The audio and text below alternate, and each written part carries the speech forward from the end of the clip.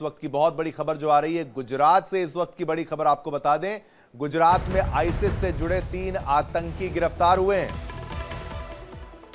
ISIS से जुड़े आतंकी 3 आतंकी गिरफ्तार, 2 आतंकी यूपी और 1 हैदराबाद का रहने वाला है। यह बहुत बड़ी खबर है, आपके टेलीविजन स्क्रीन पर आप इस वक्त देख रहे हैं। आतंकियों के पास से हथियार भी बरामद हुए हैं। हथियार बदलने के लिए आए थे आतंकी, ये बात सामने आ रही है। तो गुजरात एटीएस को बड़ी कामयाबी, और ये तस्वीर भी आप देखिए जिनको पकड़ा गया है।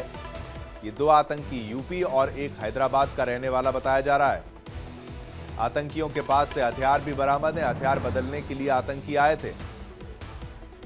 तो गुजरात में आईसिस से जुड़े 3 आतंकी गिरफ्तार हुए हैं। 2 आतंकी यूपी और 1 हैदराबाद का रहने वाला है, और आतंकियों के पास से हथियार बरामद हुए हैं। हथियार बदलने के लिए ये आतंकी आए थे। तो गुजरात एटीएस को ये बड़ी कामयाबी हाथ लगी है। ये बड़ी कामयाबी उनको मिली है, जहां पर इनके प्लान को फेल कर दिया, इनके प्लान को फॉइल कर दिया। और ये देखिए, जो हथियार भी पकड़े गए हैं, जो जब्त हुए हैं, तो वो भी देखिए उनकी तस्वीर। माउजर, गन्स, हथियार, गोलियां, सब कुछ वहां पर था। हथियार बदलने के लिए आतंकी आए। तो हथियार बदलने के लिए ये आतंकी वहां पर पहुंचे, और ये देखिए इनके पास इस तरीके के हथियार भी यहां पर बरामद हुए हैं। ऊपर आप गोलियां देख सकते हैं, नीचे आप पिस्टल देख सकते हैं, माउजर देख सकते हैं। वो तमाम हथियार इनके पास मौजूद थे। तो गुजरात की ये बड़ी खबर है, जहां गुजरात में आईसिस से जुड़े ये तीनों आतंकी हैं। ऐसा वैसा संगठन नहीं, आईसिस से जुड़े ये 3 आतंकी गिरफ्तार हुए हैं। 2 आतंकी उत्तर प्रदेश, यूपी और 1 हैदराबाद का रहने वाला बताया जा रहा है। हथियारों की बरामदगी भी हुई है। चलिए इस पर और जानकारी के लिए रुख करते हैं मेरे सहयोगी रजनीश शर्मा का। रजनीश, बहुत बड़ी कामयाबी के रूप में इसको देखा जाए कि भाई आपने 3 को पकड़ा, ये तीनों आतंकी हैं, आईसिस से जुड़े हैं।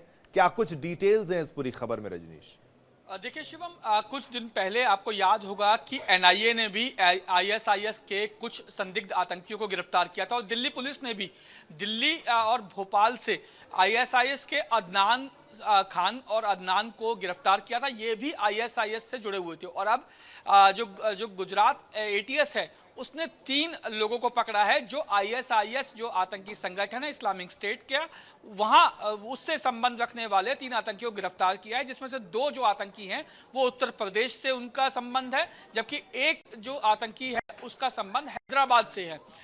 गुजरात एटीएस की अगर बात की जाए तो गुजरात एटीएस लंबे समय से आईएसआईएस को लेकर उसे जो इनपुट मिल रहे थे उस पर वो काम कर रही थी।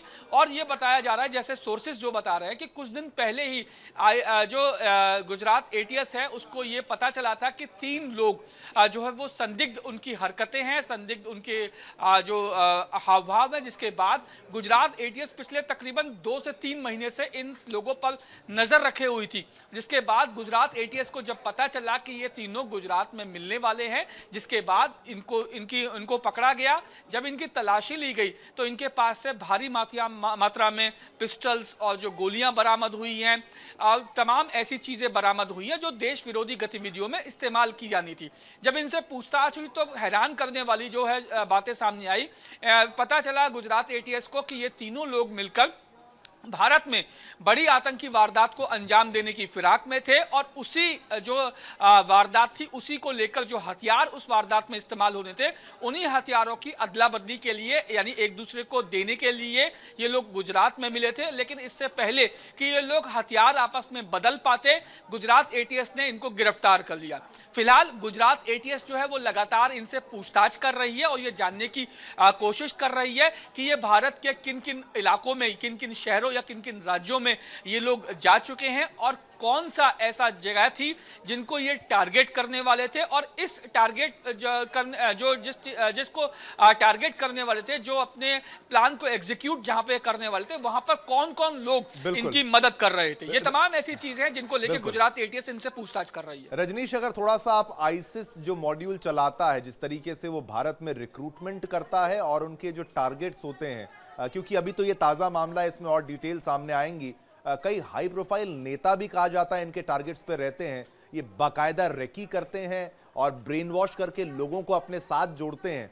तो किस तरीके का मंसूबा इनके पास हो, इनके साथ हो सकता है कि जैसे अगर इनको हथियार लेने की मैं ये देखूं कि भाई ये जो इनके पास ये जो गन्स हैं, हालांकि असॉल्ट राइफल्स ये नहीं है, लेकिन सेमी ऑटोमेटिक वेपन्स का भी इस्तेमाल करके आप भयंकर तबाही मचा सकते हैं।